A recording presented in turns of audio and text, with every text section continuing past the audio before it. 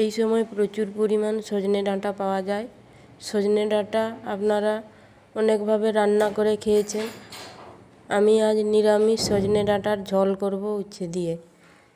আমি সজনে ডাঁটা নিয়েছি, উচ্ছে নিয়েছি আর একটা বড় সাইজের আলু নিয়েছি। এগুলাকে আমি এখন রান্না করে নেব। কড়াইতে রান্নার তেল দিয়েছি, এর মধ্যে দিয়ে দিয়েছি কালো জিরা আর কয়েকটা কাঁচা লঙ্কা কাটা দিয়ে এর মধ্যে আমি আলু আর কেটে রাখা উচ্ছেগুলা দিয়ে ভেজে নেব। আমি প্রথমে আলুগুলা আর উচ্ছেগুলা ভেজে নেব। সজনে ডাঁটা কিন্তু বেশি সময় লাগে না সিদ্ধ হতে, তাই আলুগুলা আমি আগে ভেজে নেব।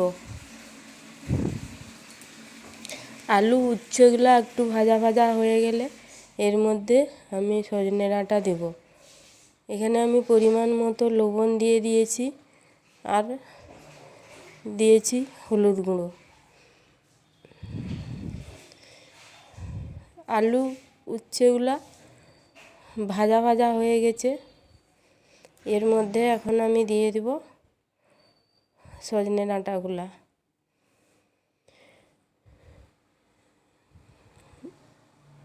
দিয়ে আবারও সবগুলো একটু ভেজে নেব।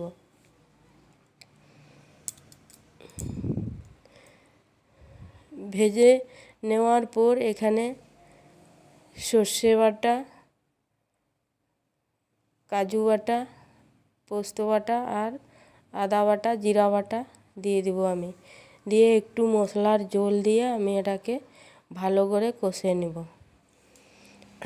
মশলার সাথে সবজিগুলো ভালোভাবে কষে নিয়েছি। আমি একটা টমেটো কুচি এখানে দিয়ে দিয়েছি, যেহেতু নিরামিষ রান্না করছি তাই একটা টমেটো কুচি দিয়েছি। দিয়ে ভালো করে কষে নিয়ে সবগুলো এর মধ্যে আমি নর্মাল ঝোল দিয়ে দেব।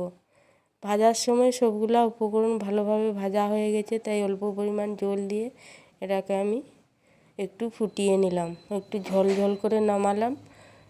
বেশ মাখা মাখা ঝোল, খুব বেশি ঝোল হলেও ভালো লাগবে না। নিরামিষ সজনে ডাঁটার ঝোল রেডি হয়ে গেছে, আমি নামিয়ে নিয়েছি। এটা কিন্তু খেতে ভালো লাগে। আপনারা বাড়িতে এইভাবে নিরামিষ সজনে ডাঁটার ঝোল তৈরি করবেন। ভিডিওটি শেষ পর্যন্ত দেখার জন্য ধন্যবাদ।